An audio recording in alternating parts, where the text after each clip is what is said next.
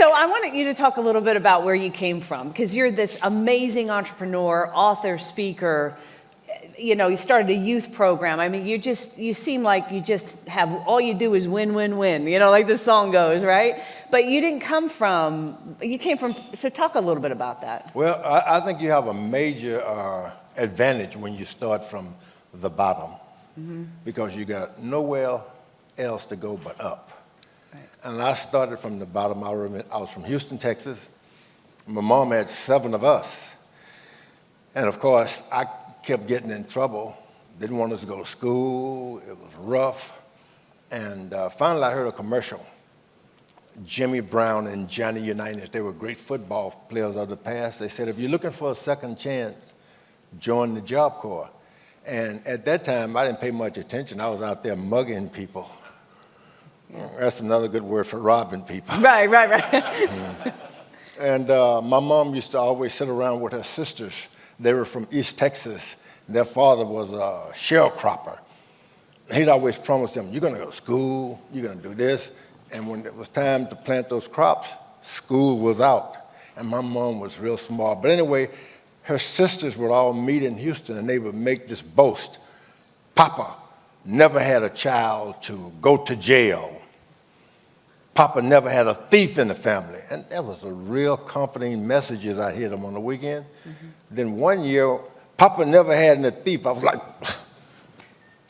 Papa never had anyone to go to jail. It's like, what are they talking about? Why are they judging me? Yeah. They knew something I didn't know. Yeah. I think they were having that conversation because of me. Right. So one night I'm out robbing and stealing. The police got behind me, chased me under a house. I had to go there because I had nowhere else to go. Right. It was 3 of us. I was the slower. But I crawled under the house to hide from the police. And in my neighborhood, they'd run around with these big dogs, big heads hanging out of the car. And I remember watching the FBI or some movie, and when they can't find a criminal, they send the dogs out. And the dogs sniff you out. I got so scared, and I looked under this house, looked like busted sewage pipes. And I remember the criminals, when they were being pursued and the dogs would chase them to the water, they'd go swim across and the dogs couldn't smell through the water. So I saw this slop. I covered myself from head to toe. Well, part water. And I remember then that speech my mother was making. Papa never had a thief, and I realized for the first time I was a thief. I said, if I can get from underneath this house and the police don't grab me, I'm never going to steal anything from anyone ever again. And after a while, hours passed, I didn't hear the sirens. I crawled from under that house, and I said, that's it. My sister asked me when I got home, where have you been? I said, nowhere. But I had been on a journey of my life, and I never stole anything again in my whole life because of my mom's. For the first time, I crawled from under that house, but I had something I'd never had before, principles. Right, very cool. Can you imagine someone with nothing coming out with a badge of principles? Yeah. I'm no thief. Yeah. I had a badge, right. And that's where I had come from. And I knew if I could come from that far from the bottom, I could make it all the way up to the top. There were a few other lessons, 2 more lessons I had to learn. Okay, well, tell me about those other 2 lessons then. Well, the next lesson I learned, because I did find the Job Corps, and I joined the Job Corps. And we were in a day room one evening. And in the day room, they had the radio on. It was a heavyweight title match. Cassius Clay then and Floyd Patterson were fighting for the championship of the world. And I didn't care about that. I was just trying to be a tough guy. I kept getting into fights, though. Love to fight. I'd fight you about anything. What you say about my mother? The guy said, nothing. I said, oh, so now my mother's nothing, huh? Yeah. I'm always looking for a fight. Right. I wouldn't steal from you, but I sure beat you up. Right. So after the fight was over, I hardly could remember about the winner. All the guys in the day room said, George, you're always picking on people, bullying people. If you're so tough, why don't you become a boxer? Okay. I said, okay. I'm going to be a boxer, just from that. And it moved into Pleasanton, California. And I met the boxing coach for the first time. I told him I wanted to be a boxer. He said, well, come on down to the gym. You're big enough, you're ugly enough, come on down. Yeah. And I went down to the boxing gym, and he taught me everything. And in a couple of weeks, he matched me up with this guy. He was so skinny. The guy's name was Tony Batten. He was so skinny. He was a light heavyweight. And I told every friend I had, please come down and watch me. I'm going to beat this guy. I could see his ribs. I said, I'm going to show this guy something. Anyway, we got into the ring, and he hit me with something I didn't know about called a jab. Boom. I said, you better stop that. He did it again. Boom. I said, man. So I tried to catch him and hit him, but he'd move out of my way. I tried to pick him up. They said, no, you got to put him down. But he kept, I said, you should tell him that. And boy, they laughed me out of that gym. And I said, I'm never going to do this again. I'm done. So I walked away from it because the kids in the gym just laughed me out. It was a big show. And that same trainer saw me on the street one day in the job corps center. I said, what happened? You didn't come back. Were you scared? I said, no, I'm not afraid. I said, I don't have any shoes. That's a good enough excuse. Right. He said, sit down right here. And he came back with a pair of boxing shoes. I said, I'm on the spot now. And so I went back to the gym, and I learned how to bob and weave and jab. I really learned boxing very well. And it was a good teaching. So he entered me into the job corps, Golden Glove. I went out for the Golden Glove fight, and one night, maybe the second fight, the guy by the name of Winters, bell rang, I come out, and he hit me so hard, wham! And I remember going down to the floor dizzy, and I saw about 7 or 8 women with the same stove, like a fox or some kind of fur coat around their neck. And I heard the referee say, 1. Every time he said 1 or 2, a couple of women would leave. 4, another would leave. 5. I remember there were only about 2 left. I said, I should get up before they all leave. Yeah. I jumped up. Come to find out, I was only 1 woman. Okay. I was seeing that many. Okay. And I remember thinking, you know what? I'm going to put this boxing and bobbing and weaving down for a moment and just fight this guy. Because this boxing is not getting it. I remember turning into a windmill. Close my eyes. Next thing you know, I won the boxing match. And I learned from then on, sometimes you just got to fight. All of the rules you think that you play with, all of your skills, are nothing. You just got to fight. That was the second lesson I learned. Sometimes, you got to fight. You just got to come out and swing and fight. But you can't find they when you got to fight. Right. And I learned that lesson, an important lesson in my life. Very cool. And then what was the third one? Well, the third one was convictions. Okay. I didn't have any. I'd gone on to the Olympics. I won a gold medal in the Olympics, and that qualified me for a good start in the professions. And I had a good punch. Sometimes, it's not like now, you don't see boxing on ESPN back in the day. So I'd go to town, and my trainer, Dick Sapler, would teach me. He said, go out and do this to a guy, go out and do this to a guy. And the other guys had only heard that an Olympic champion had turned pro. He's not that good. They just got money behind him, and he's not winning fights, that kind of thing. So they'd run out on me, and boom, I'd knock them out. Boom, they knock them out. But they didn't know who I was. They didn't have any newspapers. There wasn't international news. Right. And finally, not finally, I'd gotten to one town, and they evidently tricked this guy into fighting me. Promoter said, man, you knocked George out, then the money will be behind you. So the guy comes out. I don't know why. I looked at him. He's like a machine. I said, what's wrong with him? They couldn't hold him back. So I got upset. I said, I'm going to show him something.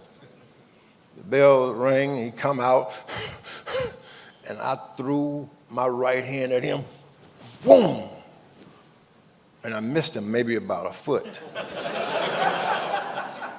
But he felt the wind. Yeah. And when he did, he said, oh, he helped me, like almost broke my back. You know, the ref said break. He said, no. The referee said break, and I was upset because he was, and it finally got us broken. I said, I'm gonna get him this time. Boy, he was trying to hide. Boom, this time I missed him maybe about, I don't know, 6 inches. He held me again. The ref said, look, you don't break. They made him let me go. But this time, I'm not going to miss him.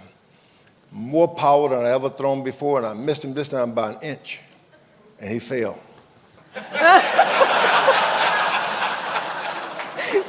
And the whole audience saw I didn't hit him.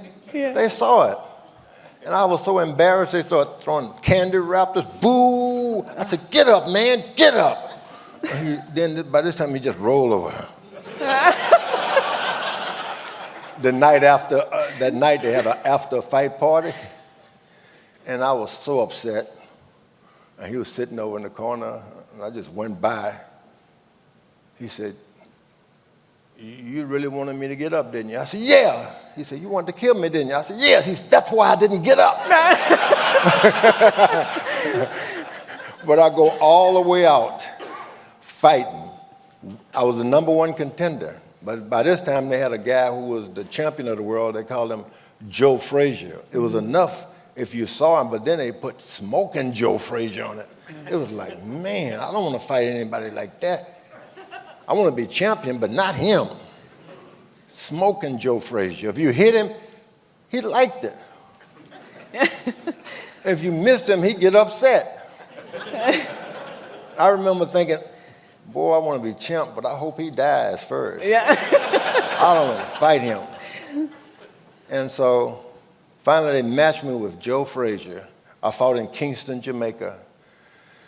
And I said, well, maybe a hurricane will come, blow the ring down, and they'll have to reschedule it. I kept thinking, anything has to happen. I don't want to fight that man. I don't want to fight him. I've seen him look at the camera when someone beat him up and say, oh, man, not Joe Frazier. But it was time to fight Joe Frazier. And I remember someone telling me, and I didn't want to become a boxer. They said, George, you can make thousands. That didn't go. Then someone said, you can make millions. I said, I'll do it. Yeah. So I'm in the ring waiting for Joe Frazier. And Archie Moore told me, whenever you get in the ring with these guys, stare them in the eye. And you stare hard, and if they drop their head, then you know you got them. Here comes Joe Frazier around the corner. You can, I said, oh no. Came into the ring, I'm watching them, wondering, what am I doing out here? And I said, I don't know what I'm gonna do. And we stared each other in the face, and I did just like Archie said.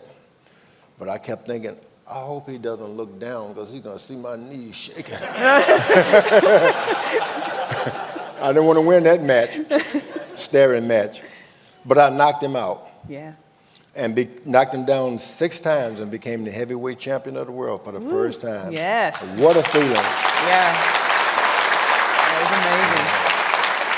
amazing. And you know, when you're heavyweight champion of the world, you can feel John L. Sullivan, Jack Dempsey, Jack Johnson, Joe Louis. It's like they all just come right into you and you become a different human being.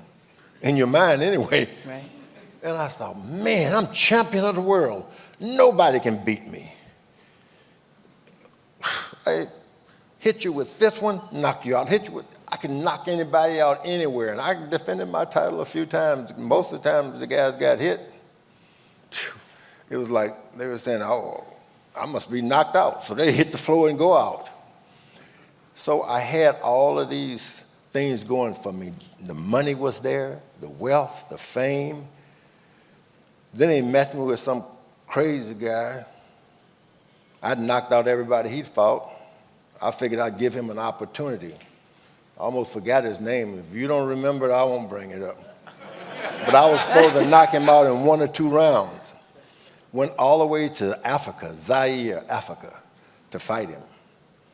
Had more money, in that time, $5 million. No one had ever heard of that. And we got to Africa. I was going to give him a break, knock him out in 1 or 2 rounds. First round, I beat him up pretty good. He hit me a few times, but it was like, shoot, fly, don't bother me. Mm-hmm. I beat him up the second round, the same thing. He hit me a few times, but it was like, shoot, fly, I said. Mm-hmm. Third round, it went on. Finally, about the 6th round, I hit him so hard, and he leaned on me. I said, he's finally getting ready to fade. But when he leaned on me, he said in my ear, "That all you got, George?" It wasn't funny then, because that was all I had. He leaned on me, and I hit him, and then about the 8th round, he hit me with the most fast right hand that I never saw. And I'm on the canvas laying there, and you hear the referee saying, 1, 2, I don't know why it sounds like that, 3. Finally, I jumped up. When I jumped up, they waved the fight out. I was no longer heavyweight champion of the world. And not to imagine the other guy over in that corner, what he was saying. Told ya! Yeah. But anyway, I lost the most wonderful position I'd had was the heavyweight title. I was devastated. Fought my way back. After that, I couldn't live with myself, so I had to start fighting again to be champion. And I got to be #1 contender again after beating up a lot of guys. Then one night in the fighting, after the fight with Jimmy Young, I fought my way back into the dressing room because it was hot that night, the most hot I've ever been in my life.